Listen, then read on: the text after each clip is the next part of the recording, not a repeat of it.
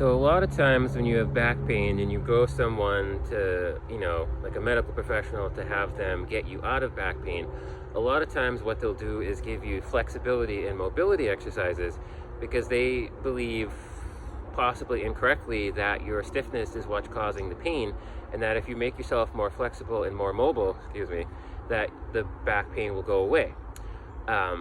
In theory, this works.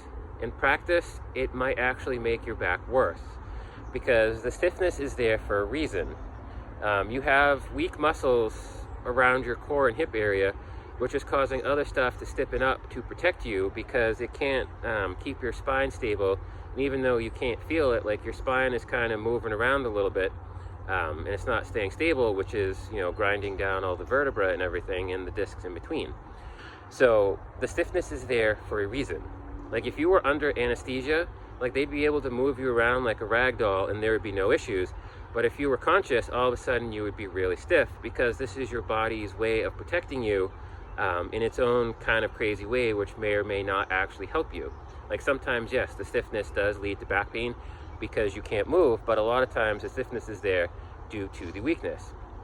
So before you even consider working on making yourself more flexible and mobile, you have to make yourself stable.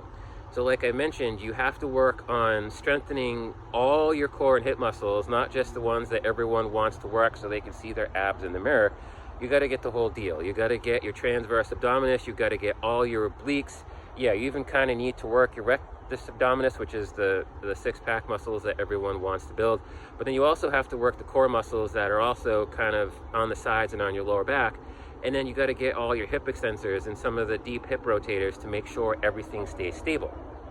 And once your body realizes that the spine's not going to move around and you get all those muscles strong and the body feels comfortable, you will probably be looser without having to do any sort of flexibility or mobility exercises.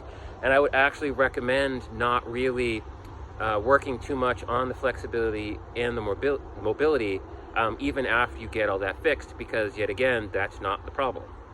Your body is stiff for a reason, and even once you get everything stronger, you still may be stiff, but that's your body, trying to protect itself, and you more than likely don't need to get looser than your body wants you to be. So again, if you have back pain, make sure you focus on making your core and hips stronger so you can stabilize your spine, and stay away from flexibility and mobility exercises at least to start. And if you do get everything all nice and strong and your back feels supported and you want to try the flexibility and mobility exercises, pay very close attention to how your lower back feels. If it starts to bother you, stop, because you don't need to be that mobile or flexible unless for some reason you're like a dancer or something like that and you need that flexibility.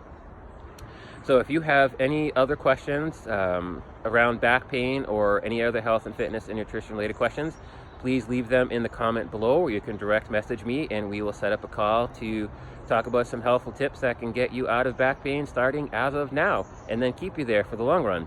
So this is Paul F. Sweat, certified personal trainer and certified nutrition coach, signing off. And until next time, train smart, train hard, train safe, train the sweat.